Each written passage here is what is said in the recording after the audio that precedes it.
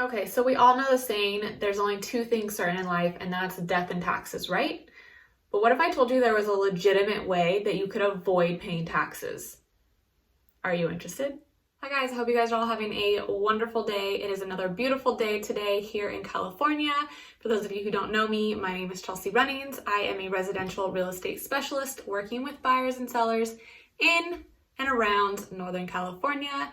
And today it's a beautiful day to be talking about real estate. Okay, so when you buy some real estate and you sell it for a profit, you then have capital gains, and then you are taxed on those capital gains unless you know the loopholes of how to get around those taxes. This doesn't only apply to real estate. You can also pay capital gain taxes on stocks or antiques or like vintage antique cars. But for the purpose of today's video, we are just talking about real estate investing, and saving money and avoiding those capital gain taxes on your real estate investments. So capital gains and capital gain taxes. You buy a house for $200,000 and you sell it for $400,000. You've now made a profit of $200,000, and that is what your capital gain is, and that is what you can expect your taxes to be taxed on. Savvy real estate investors have more loopholes than most to reduce their tax burden, and that is what we're talking about today: how to invest in real estate and how to reduce the taxes that you will owe on the profits you make from that real estate investment. Okay, before we get started, I just want to say I am not a qualified tax professional. I am a real estate professional, and I am just sharing with you guys some general information that I have learned through the years, whether it's through reading, educating myself for my own investment purposes, working with clients who have done these strategies. Whatever it is, I am not a tax professional. I am a real estate professional. So it is important for you to take this information and use it at your own discretion. And as always, consult with a qualified tax professional, real estate attorney, tax attorney, real estate professional, whatever it is, whoever you consult with. Make sure that you are doing your own investigations to make sure that anything that you do works for your specific circumstances, because we all have different circumstances and situations. So some things work for some people and some things don't. So with that being said, you guys, I hope you enjoyed the video. I hope you do find some useful information out of this, but please know that you need to consult with your own tax professionals before you take on any of these tax strategies on yourself. Okay, the first tip to avoid taxes on capital gains is to hold your assets for more than a year. The government looks at assets and profits based on how long you hold the property. So you have short-term and you have long-term capital gains.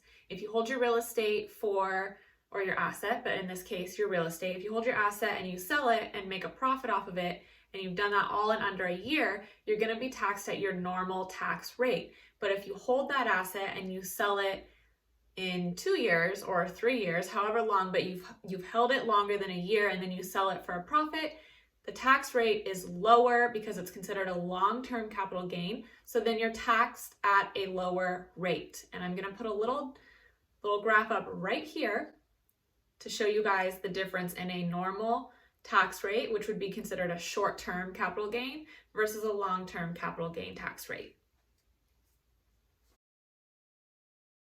Okay, tip number 2 is to move in to your piece of real estate for at least 2 years. And what I mean is, say you owned this house for 5 years and then you sell it and you make a profit. You could have lived in that house for 2 years and then rented it out for 3 years, and you're exempt from the capital gains on that. Now, the cool thing is you don't have to have lived in the house for 2 years like consecutively. You could have lived in it for the first year and then rented it out for 2 years, and then lived in it another year and then rented it out another year.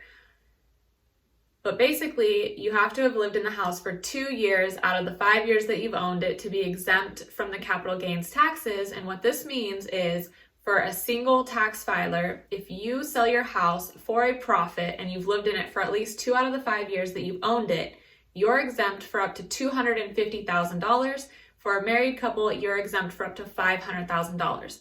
And to break this down as simply as possible is, if you made $250,000 on the sale of that real estate, you get that $250,000 tax-free. If you're married, you get up to $500,000 tax-free, and that's pretty awesome, right? Like, why didn't they teach us this in school? That's amazing. Obviously, there are a few little more guidelines and things that you could need to understand before you do this, and you can learn all of this on the IRS website, but that is the gist of it. Live in it for 2 out of the 5 years, whether it's 2 years in a row or not. Just live in it for 2 years out of 5 years, and you can make anywhere from $250,000 to $500,000 tax-free. Okay, so tip number 3 is to do a 1031 exchange, and the most simplified version of explaining a 1031 exchange to you guys would be you sell a piece of real estate and you use the proceeds to purchase another like-kind piece of real estate or asset. And what I mean by like-kind is you cannot sell a piece of real estate and go buy a McLaren and not pay taxes. You have to roll those proceeds into another asset, another investment. So let's say I own a duplex. I own a duplex and I sell it and I take those proceeds. I can take those proceeds and buy a triplex and not pay capital gains taxes on the profit that I made because I've rolled it into another investment. In a few years, I sell that triplex and I buy a quadplex, a 4-unit property. And I just keep doing that. I hold properties for a certain amount of time and then I sell it for a profit and I roll those profits into a bigger piece of real estate. I get a higher yield piece of property for no taxes. I'm not paying taxes on it. I can make more income off of those higher properties, and you can also live in that real estate as well. So if you have a 4-unit property, by the time it's all said and done, live in 1 and rent 3 out. You've bought this 3rd piece of property or this 4-unit property using profits from previous investments that you've sold. You haven't paid any taxes on it, all while you're making more money off of the income every single month. Pretty cool, right? 1031 exchange doesn't mean that you will never have to pay taxes though. If and when you decide to sell the real estate and you don't roll those profits into another property, then you'll pay the capital gain taxes. But why do that when you can just roll it into another income producing property and just keep the money coming in every month and not pay taxes? Okay, so for my 4th and final tip, you can gift property to your children. You can do this while you're alive, or you can set it up to pass through your estate after you pass away. If you gift property to your children while you're alive, your children can decide to either rent it and keep the monthly rental income, or they can decide to sell it. Either way, you are not paying capital gains taxes. However, when you gift property to your children while you're still alive, your children inherit your cost basis. And what I mean by this is if you bought that house for $100,000 and you sold it for you bought the house for $100,000 and you gift it to your children and your children decide to sell it and it sells for $400,000. Your kids are now going to pay capital gains taxes on that $300,000 profit because they're inheriting your original cost basis. But if you leave the property in your estate and it passes to your children after you pass away, the market value and the cost basis resets to current market value as of the date of your death.